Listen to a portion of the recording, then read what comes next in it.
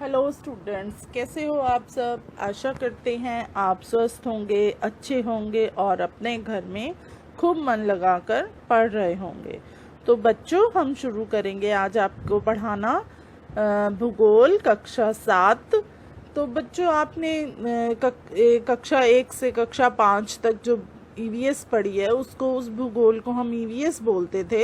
Environment जो हमारा पर्यावरण से संबंधित था। तो उसमें बच्चों आप 5वीं कक्षा तक आप पढ़े हो, तो उसमें हमने आपको पेड़ पौधों की और घर कैसे होते हैं, हमारा ऋतुएं क्या हैं, इन सब के बारे में बताया था। फिर जब आप कक्षा 6 में आए थे, तो कक्षा 6 में हमने आपको हमारा जो भूगोल है उसमें चांद, तारे, पृथ्वी, आकाश, सौरमंडल और इन सब की जानकारी दी थी। अब आप बच्चों जो पढ़ेंगे कक्षा 7, अब आप कक्षा 7 में हो, तो कक्षा 7 में क्या है, अब हम आपको आज जो हमारा पहला अध्याय है वो है पर्यावरण। तो हम आपको पर्यावरण के बारे में बताएंगे कि पर्यावरण क्या चीज़ है। तो बच्चों, पर्यावरण जो है, पर्यावरण में बहुत सी चीज़ें शामिल होती हैं। जैसे हमें सांस लेने के लिए क्या चाहिए होती है, हवा, और पीने के लिए क्या चाहिए, जल, और इसके साथ साथ हमें क्या चाहिए होता है, रहने के लिए घर, और उसके अलावा जीने के लिए भोजन। तो पर्यावरण में बहुत सी जो चीज़ें हैं वो शामिल होती हैं। कुछ प्राकृतिक होती हैं, कुछ मानव निर्मित होती हैं, और कुछ जीवित और कुछ अजीवित चीज़ें होती हैं। तो पर्यावरण जो है उसके बारे में हम आपको एक छोटी सी कहानी के माध्यम से पूरा समझाने का अच्छे से प्रयास करेंगे। तो आप ध्यान से इस अध्याय को सुनेंगे। तो शुरू करते हैं बच्चों। कक्षा 7 पर्यावरण, अध्याय 1 भूगोल। लंबी छुट्टियों के बाद जब रवि स्कूल जा रहा था, तब उसने देखा कि उसके स्कूल के निकट के खेल के मैदान में खुदाई हो गई थी। वही एक मैदान उनके खेलने के लिए वहां पर था। लोगों ने बताया कि वहां अनेक फ्लैटों वाली एक बड़ी इमारत बनेगी। जब रवि को समझ में आया कि मुलायम घास, गेंदे के फूल एवं तितलियां वाला विशाल मैदान अब हमेशा के लिए नष्ट हो चुका है, तो उसकी आंखों से आंसू छलकने लगे। उसने यह बात अपने सहपाठियों को बताई। सुबह की सभा में प्रधानाचार्य ने भी बहुत उदासी से कहा, देखो कैसे हमारा पर्यावरण बदल रहा है। तो बच्चों, इसको पढ़ के आपको समझ में आया कि आप भी जब आपके स्कूल में भी जब गर्मियों की छुट्टियां होती हैं और उसके बाद आप स्कूल जाते हो, तो आसपास आपको या तो कोई नया घर बना दिखाई देता है, या स्कूल में आपको बहुत से परिवर्तन नज़र में आते हैं। जैसे कि स्कूल में पेंट हो जाता है, तो कक्षाओं का रंग बदल जाता है, कई बार दरवाजे बदल दिए जाते हैं। तो ऐसे बहुत से जो परिवर्तन है वो गर्मियों की छुट्टियों में हो जाते हैं। तो ऐसा ही वो रवि अपने स्कूल के बारे में बता रहा है कि उसके स्कूल के पास क्या था, एक खेल का मैदान था। तो उस खेल के मैदान में वो खेलने के लिए वहाँ पर जाते थे। लेकिन अब जब छुट्टियों के बाद वो वहाँ पर गया, स्कूल गया, तो उसने देखा कि उस मैदान पर क्या था, कुछ भी नहीं था। वहाँ खुदाई हुई थी, और जैसे वहाँ पर घास, फूल, तितलियाँ ये सब था, वो अब कुछ भी नहीं था। वहाँ पर क्या था, खुदाई हुई थी, और वहाँ पर क्या था, इमारत, फ्लैट बनने वाले थे। आपने देखा होगा दिल्ली में और बड़े शहरों में क्या है, एक ही ज़मीन पर 4-5 घर बना दिए जाते हैं या ऐसे, तो वो उनको फ्लैट बोला जाता है।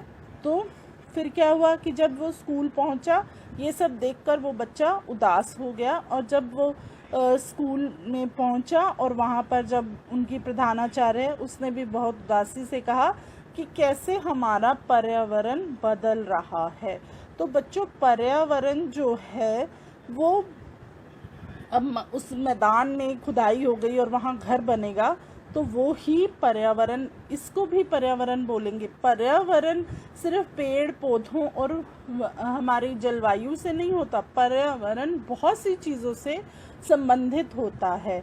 कक्षा में अब आगे हम बढ़ते हैं। कक्षा में पहुंचकर रवि ने अपने शिक्षक से पूछा, पर्यावरण क्या है? जो कुछ भी आप अपने आसपास देखते हो, शिक्षक ने बताया। तो बच्चों समझ में आया, जब रवि कक्षा में पहुंचता है तो वो अपनी टीचर से पूछता है, शिक्षक टीचर से पूछता है कि पर्यावरण क्या है। तो उसके शिक्षक ने क्या जवाब दिया कि जो आप अपने आसपास देखते हो उसको क्या बोलते हैं? पर्यावरण। आपके आसपास, जैसे आप अपने घर पे हो, आपके घर के आसपास स्कूल है, हॉस्पिटल है, या मैदान हैं, पार्क हैं, तो ये सब हमारे एक पर्यावरण का हिस्सा बन जाते हैं। रवि कहने लगा, आगे देखिए बच्चों, रवि कहने लगा, इसका अर्थ है स्कूल, भवन, मेज, कक्षा में रखी कुर्सियाँ, यहाँ तक कि खुला मैदान, सड़क, कूड़ा करकट, मेरे दोस्त, यह सभी मेरे पर्यावरण के अंग हैं।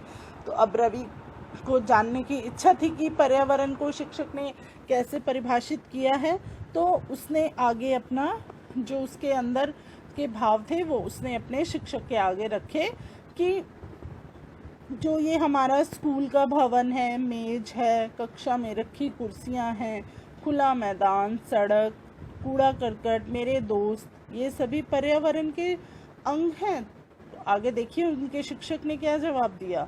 हाँ, शिक्षक ने कहा, हाँ लेकिन ज़रा रुको, कुछ वस्तुओं का निर्माण प्रकृति ने किया है, जैसे पर्वत, नदियाँ, पेड़, प्राणी, जबकि अन्य का निर्माण मानव ने किया है, जैसे सड़क, कार, कपड़े, किताब आदि।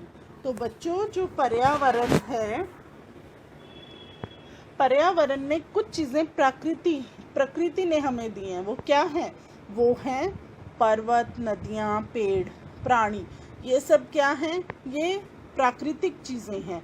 और कुछ चीज़ें जो उनको हमने बनाया है वो क्या है? वो है सड़क मानव निर्मित है। गाड़ियाँ, कारें, कपड़े, किताब, ये सब क्या, ये जो चीज़ें हैं ये मानव के द्वारा बनाई गई हैं, तो हम इनको मानव निर्मित चीज़ें भी कहते हैं। तो बच्चों, आपके लिए यहाँ पे एक प्रश्न भी है कि पर्यावरण क्या है। तो पर्यावरण जो भी हम अपने आसपास देखते हैं उसको हम पर्यावरण में शामिल कर सकते हैं। और आगे देखिए, अब दो छात्र मिलकर कार्य कीजिए।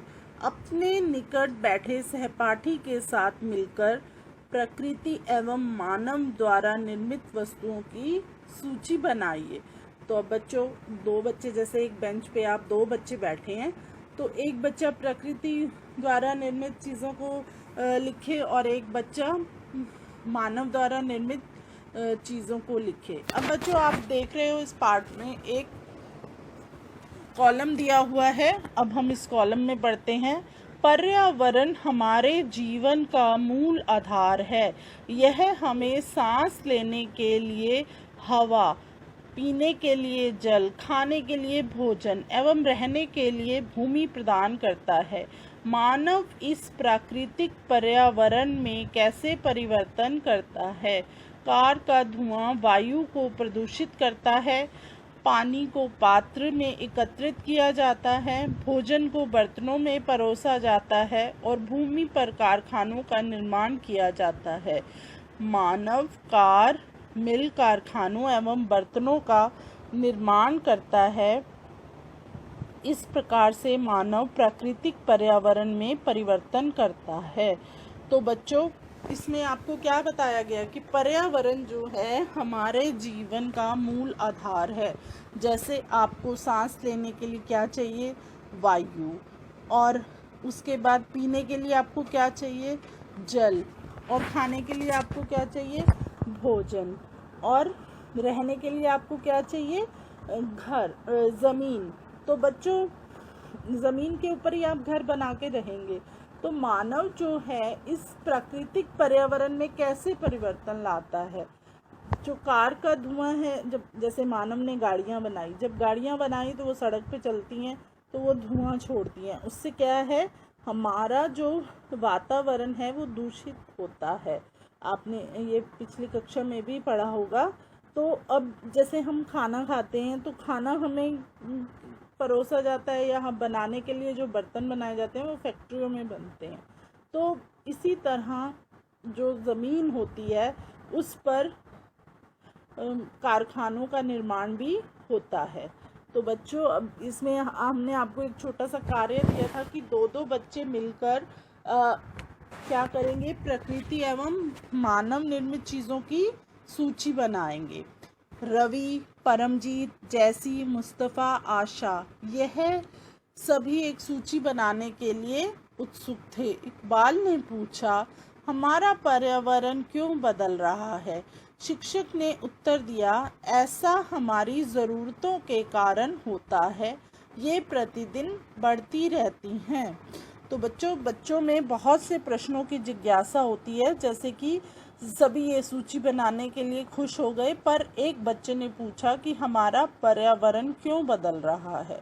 तो शिक्षक ने क्या जवाब दिया, हमारी ज़रूरतों के कारण। अब जैसे पहले ज़मीन पर जैसे भूमि पर घर होते थे, अब क्या है, बड़ी बड़ी इमारतें बन गई, हमारी जो है जनसंख्या वृद्धि हो रही है, तो बड़ी बड़ी इमारतों में लोग रहने लग गए हैं, और इसके साथ साथ एक घर में चार चार गाड़ियाँ। तो हमारी क्या है, ज़रूरतें जो हैं वो बढ़ती जा रही हैं। तो उन ज़रूरतों के कारण दिन प्रतिदिन हमारे जो है पर्यावरण में परिवर्तन आ रहा है।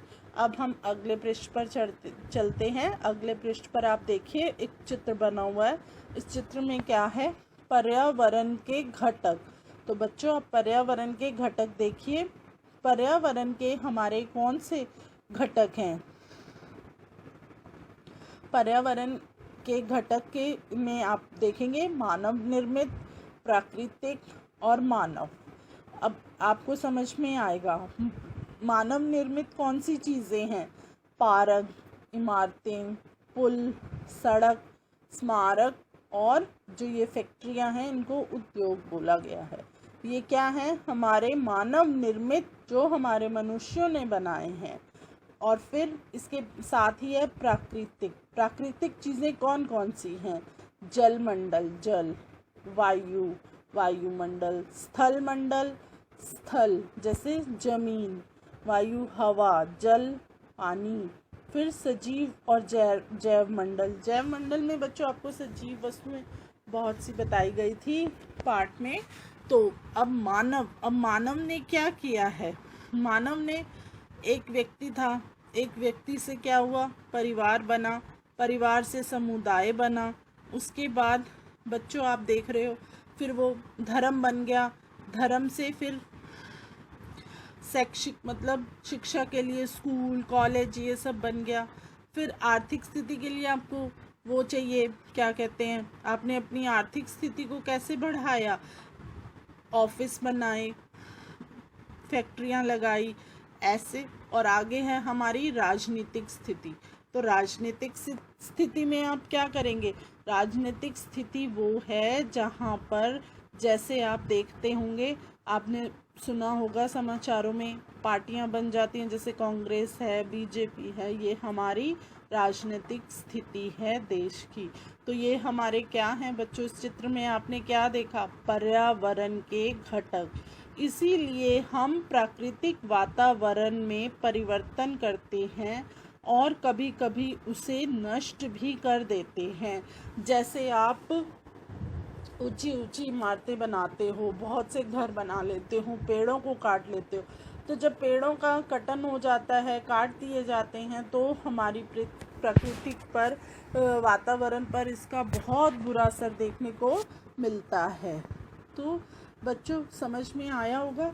जीवीय सजीव प्राणियों का संसार, जैसे पादप एवं जंतु। अजीवीय निर्जीव पदार्थों का संसार, जैसे स्थल। आपको हमने पादप और जंतुओं के बारे में बताया था, वो हमारे जैव मंडल में आते हैं। फिर है निर्जीव वस्तुओं का संसार, जैसे स्थल, जैसे ज़मीन। ऊपर के वार्तालाप से आप समझ गए होंगे कि किसी भी जीवित प्राणी के चारों ओर पाए जाने वाले लोग, स्थल, वस्तुएं एवं प्रकृति को पर्यावरण कहते हैं। यह प्राकृतिक एवं मानव निर्मित परिघटनाओं का मिश्रण है। प्राकृतिक पर्यावरण में पृथ्वी पर पाई जाने वाली जीवीय एवं अजीवीय दोनों परिस्थितियां सम्मिलित हैं। तो बच्चों, आपको समझ में आया? आपने ये जो चित्र है इसके बारे में हमने आपको बताया। तो इसमें क्या है, इसमें वो सभी चीज़ें शामिल हैं जो जीवित प्राणियों के चारों ओर पाए जाने वाले लोग, स्थान, वस्तुएं और प्रकृति को दर्शाती हैं।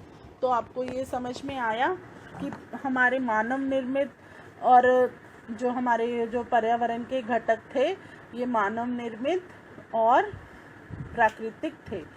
जबकि मानवीय पर्यावरण में मानव की परस्पर क्रियाएं, उनकी गतिविधियां, उनके द्वारा बनाई गई रचनाएं सम्मिलित हैं।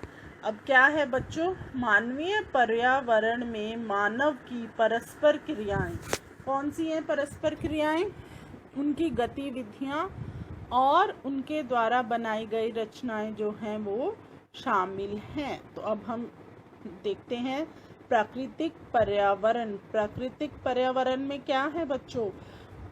भूमि, जल, वायु, पेड़ पौधे एवं जीव जंतु मिलकर प्राकृतिक पर्यावरण बनाते हैं। स्थल मंडल, जल मंडल, वायुमंडल एवं जैव मंडल से आप पहले से ही परिचित हैं। आइए अब हम इनके संबंध में कुछ और तथ्यों की जानकारी प्राप्त करते हैं। तो बच्चों ये जो हमारी भूमि है, जल है, वायु है, पेड़ पौधे, ये सब क्या हैं? हमारे जीव जंतु मिलकर क्या है? हमारी प्राकृतिक पर्यावरण को बनाते हैं। अब बच्चों, ये प्राकृतिक, इस वर्ड से जो चीज़ें हमें प्रकृति से मिलती हैं वो हमें हमारे प्राकृतिक पर्यावरण का हिस्सा होती हैं। तो ये आपको शब्द से ही समझ में आ जाता है प्राकृतिक क्या चीज़ें हैं। जैसे पृथ्वी की ठोस परपटी या कठोर ऊपरी परत को स्थल मंडल कहते हैं। तो ये एक आपके लिए एक प्रश्न भी है बच्चों कि स्थल मंडल किसे कहते हैं? पृथ्वी की ठोस मतलब मजबूत जो परपटी या कठोर ऊपरी परत को क्या कहा जाता है? स्थल मंडल। यह चट्टानों एवं खनिजों से बना होता है एवं मिट्टी की पतली परत से ढका होता है। यह पहाड़, पठार, मैदान, घाटी आदि जैसे विभिन्न स्थलाकृतियों वाला विषम धरातल होता है। ये स्थलाकृतियां महाद्वीपों के अलावा महासागर की सतह पर भी पाई जाती हैं। तो बच्चों, जो क्या है कि चट्टानों और खनिजों से बना होता है और मिट्टी की पतली परत से ढका होता है, वहाँ पर क्या होता है? पठार, पहाड़, मैदान, घाटी और विभिन्न स्थलाकृतियों वाला विषम धरातल होता है। ये स्थलाकृतियाँ महाद्वीपों के अलावा कहाँ पाई जाती हैं? महासागर की सतह पर भी पाई जाती हैं। आगे देखिए हम, स्थल मंडल वह क्षेत्र है जो वन, कृषि एवं मानव बस्तियों के लिए भूमि, पशुओं के चरने के लिए घास स्थल प्रदान करता है। यह खनिज संपदा का भी एक स्रोत है।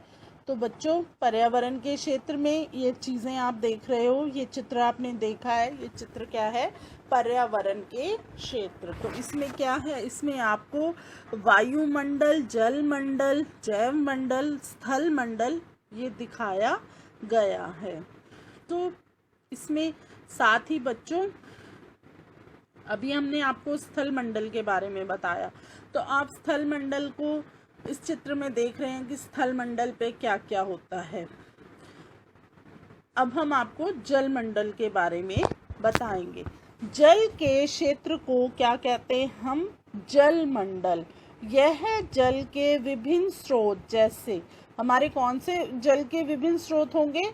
नदी, झील, समुद्र, महासागर आदि जैसे विभिन्न जलाशयों से मिलकर बनता है। यह सभी प्राणियों के लिए आवश्यक है। तो बच्चों, जलमंडल के स्रोत कौन कौन से हैं? नदी है, झील है, समुद्र है, महासागर है, और इसके साथ साथ जो विभिन्न जलाशय से मिलकर बना होता है और सभी प्राणियों के लिए क्या होता है? बहुत ही आवश्यक होता है। पृथ्वी के चारों ओर फैली वायु की पतली परत को वायुमंडल कहते हैं। तो पहले हमने आपको बताया था स्थल मंडल के बारे में, फिर आपने पढ़ा जल मंडल के बारे में, अब है वायुमंडल। पृथ्वी के चारों ओर फैली वायु की पतली परत को क्या कहा जाता है? वायुमंडल। पृथ्वी का गुरुत्वाकर्षण बल अपने चारों ओर के वायुमंडल को थामे रखता है। यह सूर्य के झुलसने वाली गर्मी एवं हानिकारक किरणों से हमारी रक्षा करता है। तो बच्चों, क्या है? पृथ्वी में आपने पढ़ा है, पृथ्वी में क्या होता है? गुरुत्वाकर्षण बल होता है, जो कि अपने चारों ओर के वायुमंडल को थामे रखता है, और यह सूर्य की झुलसने वाली गर्मी एवं हानिकारक किरणों से क्या करता है? हमारी रक्षा करता है। इसमें कई प्रकार की गैस, धूलकण एवं जल वाष्प उपस्थित रहते हैं। वायुमंडल में परिवर्तन होने से मौसम एवं जलवायु में परिवर्तन होता है। तो बच्चों, समझ में आया? वायुमंडल में जब परिवर्तन होता है तो क्या होता है? हमारा जो है जलवायु जो है परिवर्तन हो जाती है, परिवर्तित हो जाती है। जैसे इसका मतलब क्या है कि हमारी जो धूल कण, जल वाष्प जो हैं वो किसमें उपस्थित होते हैं? हमारे वायुमंडल में, और ये ही हमारे वायुमंडल में परिवर्तन के लिए अपनी भूमिका को निभाते हैं। पादप एवं जीव जंतु मिलकर जैव मंडल या सजीव संसार का निर्माण करते हैं। यह पृथ्वी का वह संकीर्ण क्षेत्र है जहाँ स्थल, जल एवं वायु मिलकर जीवन को संभव बनाते हैं। तो बच्चों, जैव मंडल क्या है? जैव मंडल ही वह स्थान है जहाँ पर संसार का निर्माण होता है। संसार का निर्माण कहाँ कैसे होगा? जैसे जहाँ पर आपको भूमि मिलेगी, वायु मिलेगी, जल मिलेगा, तो वहाँ पर क्या है? आपका जीवन संभव होगा। तो वहाँ पर ही आप अपना जीवन व्यतीत कर सकते हैं। तो हमारा जो जैव मंडल है वो हमारे लिए आवश्यक है। तो बच्चों, आपने पिछले पृष्ठ पर भी देखा था, कुछ कॉलम हैं। इन कॉलम में क्या होता है कि आओ कुछ करके सीखें। इनमें भी छोटी छोटी कुछ जानकारियाँ दी होती हैं, हमें इनको पढ़ना आवश्यक होता है। अपने घर एवं स्कूल में आप जो पानी उपयोग करते हैं वह कहाँ से आता है? हमारे दैनिक जीवन में पानी के विभिन्न उपयोगों की सूची बनाएं। क्या आपने किसी को पानी व्यर्थ करते देखा है? कैसे? तो बच्चों, पानी हमारे दैनिक जीवन में कितना उपयोगी है? बहुत उपयोगी है। क्या आप एक दिन बिना पानी के रह सकते हैं? बिल्कुल भी नहीं। तो दैनिक जीवन में आपको पानी किस लिए आवश्यक है? नहाने के लिए, खाना बनाने के लिए, कपड़े धोने के लिए, पीने के लिए। तो ये सब पानी जो है हमारी ये दिनचर्या को पूरा करते हैं। आगे देखिए, अगले कॉलम में क्या है? स्कूल जाते समय आसमान को देखें, ध्यान दें कि दिन कैसा है। वर्षा हो रही है, आसमान में बादल हैं, तेज धूप है या कोहरा है। तो बच्चों क्या है, जब आप सुबह स्कूल जाते हो तो आप अपने जब घर से बाहर निकलते हो तो ऊपर देखते हो तो आपको क्या लगता है कि आज तो तेज़ बारिश आएगी या आज तो बहुत गर्मी है, तेज़ धूप निकली हुई है। तो इन बातों का आप अनुमान खुद लगा सकते हो। अब हम अगले पृष्ठ पर देखते हैं परितंत्र। अब बच्चों पहले हमने आपको क्या बताया था, प्राकृतिक परिवर्तन। प्राकृतिक परिवर्तन में क्या था, क्या पढ़ा है बच्चों आपने? प्राकृतिक परिवर्तन में हमने प्राकृतिक परिवर्तन नहीं, प्राकृतिक पर्यावरण के बारे में हमने आपको जानकारी दी। अब आप पढ़ेंगे परितंत्र। तो परितंत्र क्या होता है, परितंत्र क्या है, इसकी आप शब्दावली देखिए। परितंत्र वह तंत्र जिसमें समस्त जीवधारी आपस में एक दूसरे के साथ तथा पर्यावरण के उन भौतिक एवं रासायनिक कारकों के साथ परस्पर क्रिया करते हैं जिसमें वे निवास करते हैं।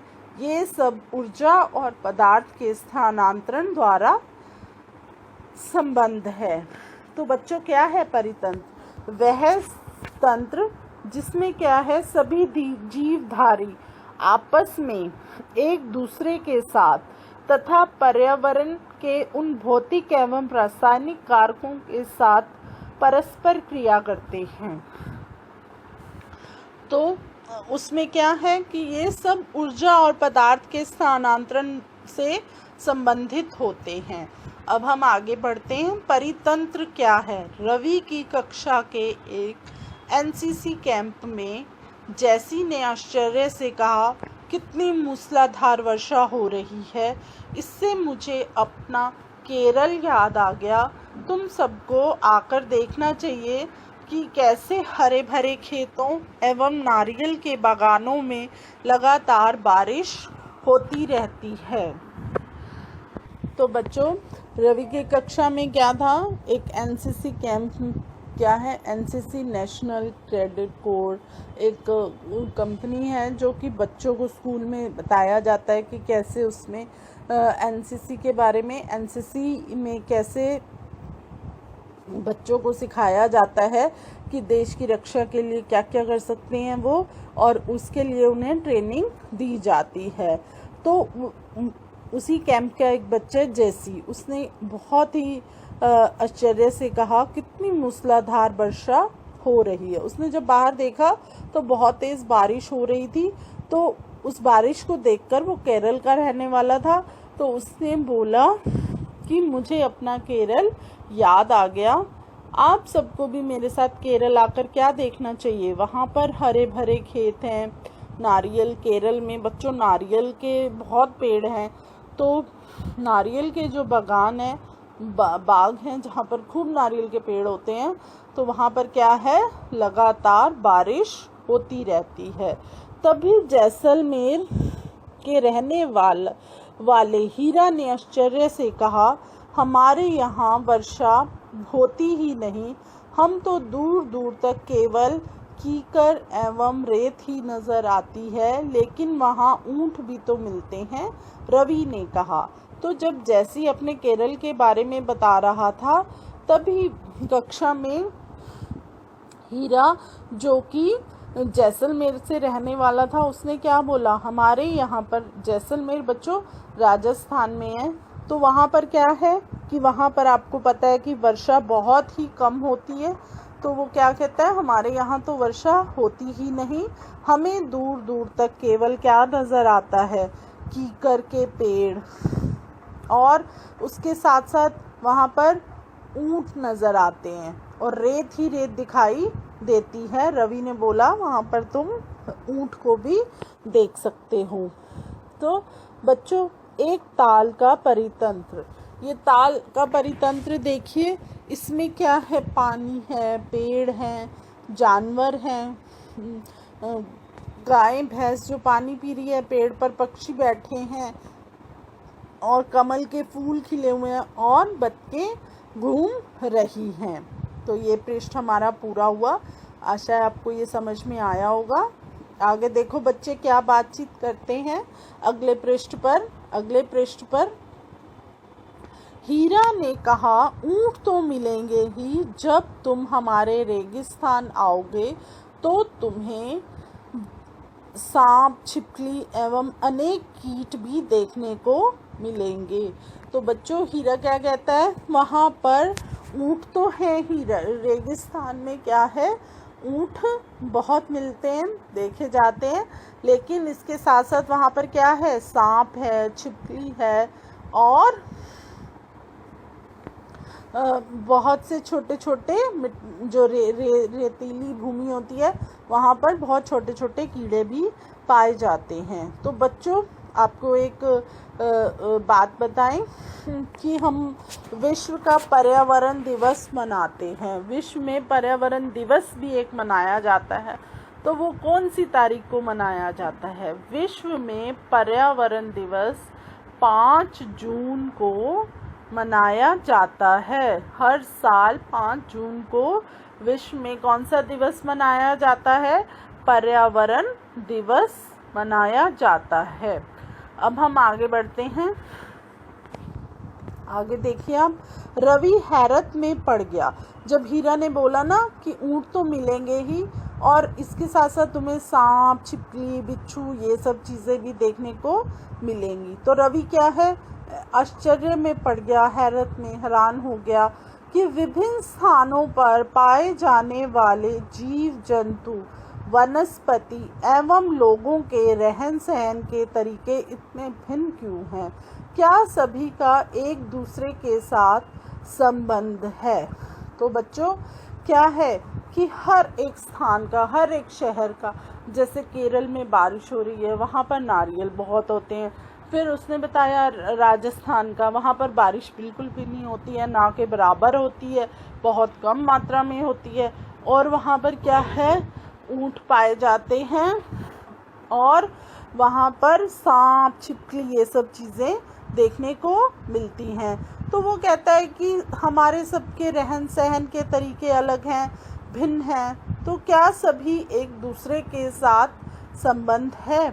तो शिक्षक ने कहा बिल्कुल, सबका आपस में क्या है बच्चों, संबंध होता है। सभी पेड़ पौधे, जीव जंतु एवं मानव अपने आसपास के पर्यावरण पर आश्रित होते हैं। पर्यावरण बच्चों क्या है कि सभी पेड़ पौधे, जीव जंतु और मानव क्या है, अपने आसपास के पर्यावरण पर ही आधारित होता है, आश्रित होता है, निर्भर होता है। प्रायः वे एक दूसरे पर ही आश्रित होते हैं। जीवधारियों का आपसी एवं अपने आसपास के पर्यावरण के बीच का संबंध ही परितंत्र का निर्माण करता है। अधिक वर्षा वाले वन, घासतल, रेगिस्तान, पर्वत, झील, नदी, महासागर एवं छोटे से ताल का भी एक परितंत्र हो सकता है। क्या आपको लगता है कि जिस पार्क में रवि एवं उसके मित्र खेलते थे वह भी एक परितंत्र बनाता था? तो बच्चों क्या है कि सभी पेड़ पौधे, जीव जंतु और मानव क्या है, आसपास के किस पर निर्भर होते हैं? पर्यावरण पर आश्रित होते हैं, निर्भर होते हैं। तो प्राय एक दूसरे पर भी कैसे आश्रित होते हैं? जीवधारियों का अपने, जैसे जीव जंतु हैं, ये भी क्या हैं, पर्यावरण पर ही निर्भर होते हैं। जैसे रेगिस्तान में ही आप ऊंट देखते हो, आपको और जगह पर ऊंट इतने नहीं दिखाई देते हैं। वैसे ही नारियल के पेड़ सिर्फ केरल में ही होते हैं।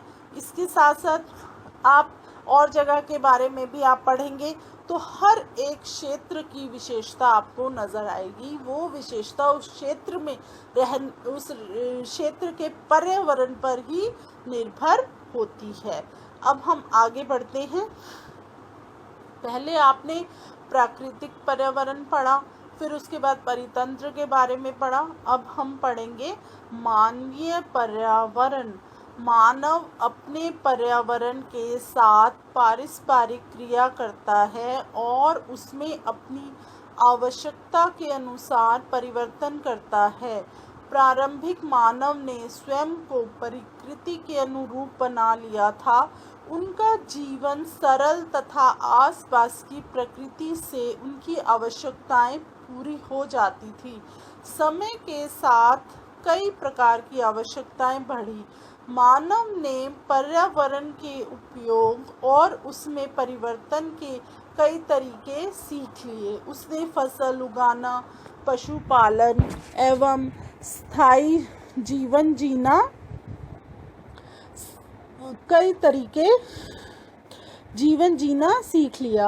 पहिए का आविष्कार हुआ, आवश्यकता से अधिक अन्न उपजाया गया, वस्तु विनिमय पद्धति का विकास हुआ, व्यापार आरंभ हुआ एवं वाणिज्य का विकास हुआ। औद्योगिक क्रांति से बड़े पैमाने पर उत्पादन प्रारंभ हो गया। परिवहन तेज गति से प्रारंभ हुआ। सूचना क्रांति से पूरे विश्व में संचार सहज और द्रुत हो गया। तो बच्चों, मानवीय पर्यावरण आपको ये समझ में आ गया होगा। इस शब्द का ही एक अर्थ है कि जैसे मानवीय पर्यावरण क्या है। जब मानव अपने पर्यावरण के साथ पारस्परिक क्रिया करता है तो उसमें अपनी आवश्यकता के अनुसार परिवर्तन करता है। जैसे आपको ये परिभाषा है मानवीय पर्यावरण की कि जब मनुष्य अपने पर्यावरण के साथ पारस्परिक क्रिया करता है और उसमें आवश्यकता के अनुसार परिवर्तन करता है। जैसे प्रारंभ में जो मनुष्य थे, जब हमारी यह सृष्टि का निर्माण हुआ तब जो मनुष्य थे वो क्या करते थे, उनका जीवन बहुत ही सरल और सादा था। वो क्या करते थे, अपने आसपास उनको जो मिला उसको खा लिया। जहाँ सोने के लिए जैसे घास फूस से वो अपना छोटी सी झोपड़ी बना लेते थे तो उसी में रहते थे। तो ऐसे जीवन व्यतीत करते थे और उनकी आवश्यकता भी बहुत क्या थी, कम थी। उनके अंदर इतना वो नहीं था कि हमें गाड़ी भी चाहिए। उनको समझ ही उस समय पर ना गाड़ी होती थी, ना घर होते थे, ना कुछ होता था। तब भी मनुष्य अपना जीवन सरलता से व्यतीत करता था। लेकिन फिर धीरे धीरे क्या हुआ, मानव ने परिवर्तन देखना शुरू किया, परिवर्तन को अपनाया। तो उसने क्या किया, उद्योग धंधों को निर्माण किया। उद्योगों का कैसे निर्माण हुआ, उसने बहुत सी चीज़ों को सीखना शुरू किया। जैसे पत्थर से पत्थर को टकराते थे तो क्या था, चिंगारी निकलती थी, तो उसको पता लगा कि ये आग है। तो ऐसे ही उसने बहुत सी चीज़ों को शुरू कर लिया। जैसे खाने की चीज़ें बहुत तरह की उसने खेती बाड़ी की, ज़मीन को खोदा, उसमें बीज डाले, फसल उगाई और फिर इसके साथ साथ उसने क्या किया, बहुत सी चीज़ों का आविष्कार किया। उसमें क्या था, पहिए का आविष्कार हुआ। पहिए का जब आविष्कार हुआ तो उस समय क्या बना, साइकिल बनी, गाड़ी, रेलगाड़ी का निर्माण हुआ। फिर उसके बाद क्या कहते हैं, उसने बैलगाड़ी के ऊपर भी, बैलगाड़ी पे भी जो पीछे वो लगाते थे उसमें भी पहिए लगाए, जिससे उसने ज़मीनों को जोतना शुरू किया। फिर ट्रैक्टर, ऐसे धीरे धीरे बहुत सी चीज़ों का निर्माण होने लग गया। तो क्या हुआ कि हमारा जो उत्पादन क्षेत्र है उसमें बहुत तरक्की हुई, बहुत सी चीज़ों को हमने बनाया। तो बच्चों, आपको समझ आया मानवीय पर्यावरण क्या है। आगे पढ़ते हैं। क्या आप जानते हैं कि आप गर्मी में रसीला तरबूज एवं सर्दी में भुनी हुई मूंगफली खाना क्यों पसंद करती हैं? प्राकृतिक एवं मानवीय पर्यावरण के बीच सही संतुलन होना आवश्यक है। मानव को पर्यावरण के साथ समरसता से रहने एवं उसका उपयोग सीखना चाहिए। तो बच्चों, क्या है कि जब गर्मियाँ आती हैं तो आपको क्या है, तरबूज खाना अच्छा लगता है और सर्दियों में मूंगफली। लेकिन हमारे यहाँ पर आज के समय में क्या है कि आपको सर्दियों की चीज़ें गर्मियों में भी मिलती हैं और गर्मियों की चीज़ें सर्दियों में भी मिलती हैं। तो ये हमारी प्राकृतिक और मानवीय पर्यावरण के बीच का संतुलन जो है हमारा ये सही नहीं है। हमें इसको सही और अच्छे से इसको सीखना चाहिए। रवि की कक्षा, आगे बढ़ते हैं। रवि की कक्षा में मिज़ोरम की एक लड़की है नूरी। अब क्या है कि उसकी कक्षा में एक और लड़की है, उसका नाम है नूरी। वह अक्सर अपने स्थान की हरियाली की बातें करती रहती है। खेल का मैदान नष्ट होने के कारण रवि की उदासी देखकर नूरी ने उसे आने वाली छुट्टियों में अपने घर मिज़ोरम आने को कहा। रवि की शिक्षक ने सभी बच्चों से कहा कि छुट्टियों में वे जिन स्थानों पर जाएंगे वहाँ के भूदृश्य, घरों एवं लोगों के क्रियाकलापों का चित्र बनाकर लाएंगे।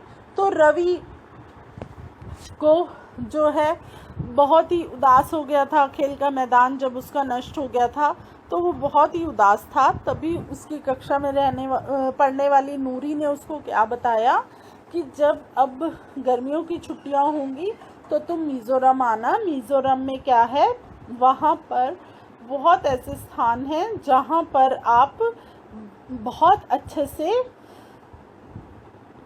खेल सकते हैं और वहाँ पर हरियाली बहुत है। तो फिर उनके अध्यापक ने क्या बोला कि बच्चों, जब आप गर्मियों की छुट्टियों में जिस जिस स्थान पर जाओगे उस स्थान पर वहाँ के दृश्यों का, वहाँ की क्रियाकलापों का, वहाँ पर लोग किस प्रकार के घरों में रहते हैं, वहाँ की जानकारी इकट्ठा करके आप चित्र बनाएंगे। तो बच्चों, ये आपको पर्यावरण हमारा जो पाठ था इसके बारे में हमने आपको पढ़ाया, अच्छे से समझाया। हमने आपको विश्व पर्यावरण दिवस कब मनाया जाता है वो बताया है। 5 जून को प्रत्येक वर्ष विश्व पर्यावरण दिवस मनाया जाता है। वस्तु विनिमय पद्धति, यह वस्तुओं की अदला बदली का व्यापार है जिसमें धन का प्रयोग नहीं होता है। जैसे आप किसी को कोई चीज़ दे देते हो और बोलते हो कि आप बदले में मुझे वो चीज़ दे दो, इसमें आप के पैसे नहीं लगते हैं, सिर्फ आपकी वस्तुओं की ही अदला बदली हो जाती है। तो हम इसको क्या बोलते हैं, वस्तु विनिमय पद्धति। अब बच्चों, आपको इसमें एक और कॉलम दिखाया गया है, आओ कुछ करके सीखें। तो इसमें क्या है, अपने पड़ोस के किसी बुजुर्ग व्यक्ति से बात करें और निम्न जानकारी प्राप्त करें। जब वे आपकी उम्र के थे तब उनके आसपास कैसे पेड़ थे, उस समय के घर के अंदर खेले जाने वाला खेल, उस समय उनका पसंदीदा फल, गर्मी एवं सर्दी मौसम कैसे बिताते थे। तो बच्चों, जब आप किसी बुजुर्ग के पास बैठोगे तो आप उनसे बहुत सी जानकारियां हासिल कर सकते हो। तो बच्चों, हमारा ये जो पाठ है यहाँ पर समाप्त होता है। अब हम इस पाठ का अभ्यास करेंगे। तो बच्चों, अभ्यास में क्या है, निम्न प्रश्नों के उत्तर दो। परितंत्र क्या है? परितंत्र क्या है? परितंत्र सभी जीवित जीवों के एक दूसरे के साथ और पर्यावरण के भौतिक और रासायनिक कारकों के साथ परस्पर क्रिया द्वारा बनाई गई प्रणाली जिसमें वे रहते हैं, सभी को ऊर्जा और सामग्री के हस्तांतरण से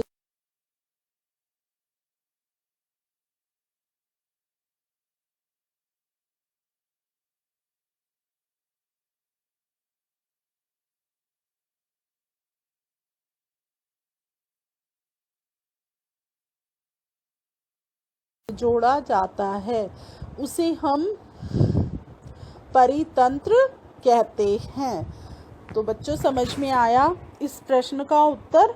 अगला प्रश्न है, प्राकृतिक पर्यावरण से आप क्या समझते हैं? मूल घटक और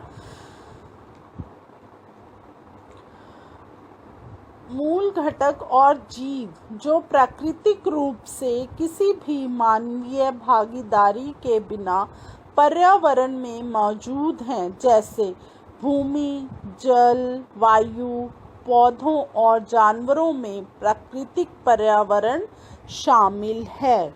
अगला प्रश्न है हमारा, मानव निर्मित पर्यावरण के 4 उदाहरण दीजिए। तो मानव निर्मित पर्यावरण के हमारे कौन से उदाहरण हैं? प्राकृतिक घटक वायु, जल, भूमि और रहने की चीजें। प्राकृतिक घटक में क्या आती हैं? वायु, जल, भूमि और रहने वाली चीजें। फिर मानव निर्मित घटक, मानव द्वारा निर्मित घटक। फिर है मानव घटक, मानव आबादी। तो बच्चों आपको समझ में आया ये क्या है मानव निर्मित पर्यावरण के उदाहरण। अगला प्रश्न है हमारा, स्थल मंडल क्या है? ठोस, पपड़ी या पृथ्वी की सबसे ऊपरी परत को हम क्या कहते हैं? स्थल मंडल कहा जाता है। यह चट्टानों और खनिजों से बना है और मिट्टी की एक पतली परत द्वारा कवर किया गया है। यह एक अनियमित सतह है, जैसे पहाड़, पठार, मैदान आदि। आगे है जैव मंडल क्या है? तो जैव मंडल क्या है बच्चों?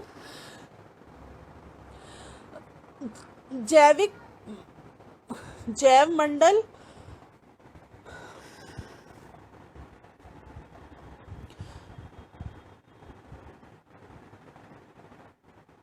पौधे और जानवर जैव पर्यावरण के 2 प्रमुख घटक हैं। तो आपको समझ में आया जैव मंडल के 2 प्रमुख घटक कौन से हैं? पौधे और जानवर। फिर है हमारा जैव मंडल क्या है? जैव मंडल या जीवित दुनिया पृथ्वी का वह संकीर्ण क्षेत्र है जहाँ जीवन का समर्थन करने के लिए भूमि, जल और वायु एक दूसरे से संपर्क करते हैं। पौधे तथा जंतु साम्राज्य मिलकर क्या करते हैं? जीव मंडल का निर्माण करते हैं। अब है टिक पर निशान लगाएं।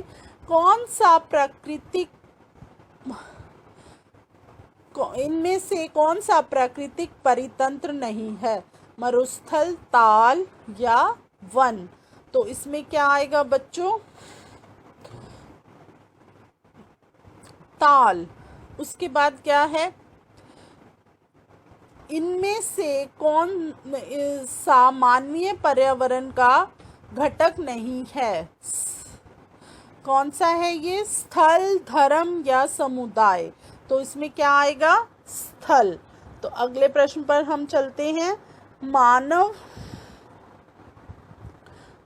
निर्मित पर्यावरण कौन सा है? मानव निर्मित पर्यावरण कौन सा होगा? पहाड़, समुद्र, सड़क। तो आप इसमें किस पर टिक लगाएंगे? आपको बताना होगा बच्चों, सड़क पर। तो मानव निर्मित पर्यावरण कौन सा है?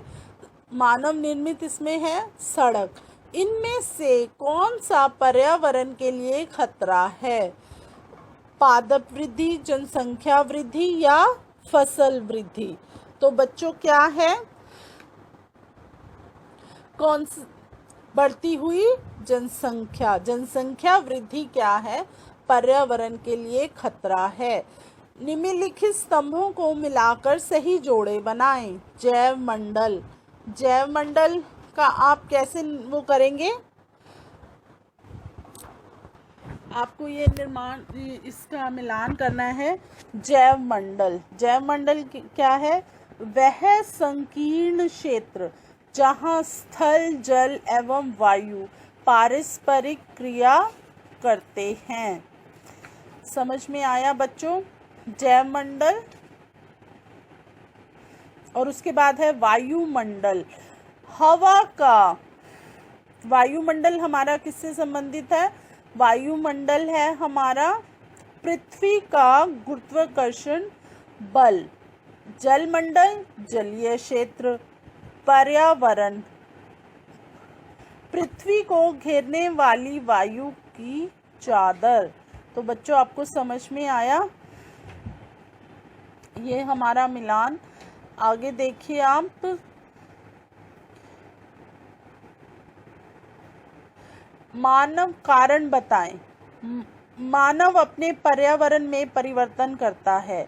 मनुष्य अपनी बुनियादी इसका उत्तर होगा, मनुष्य अपनी बुनियादी ज़रूरतों को पूरा करने के लिए अपने वातावरण को संशोधित करता है, क्योंकि वह मूल जीवन समर्थन प्रणाली है।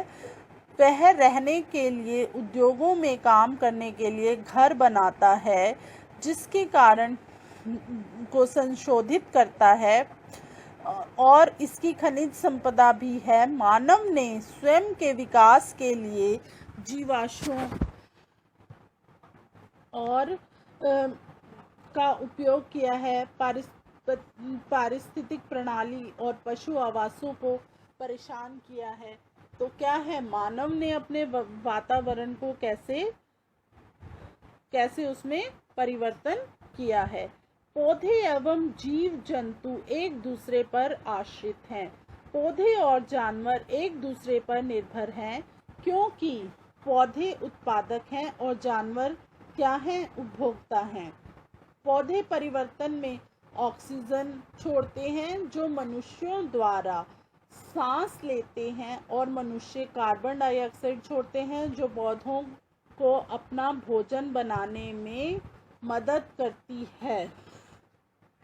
तो बच्चों ऐसे ही पौधे और क्या हैं, जीव जंतु एक दूसरे पर आश्रित हैं। क्रियाकलाप।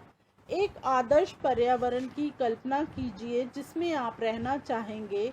अपने इस आदर्श पर्यावरण का चित्र बनाइए। तो बच्चों ये प्रश्न आपको स्वयं करना है। तो बच्चों आशा करते हैं आपको यह पाठ अच्छे से समझ में आया होगा, हमारा पर्यावरण। आप सभी बच्चों का बहुत बहुत धन्यवाद।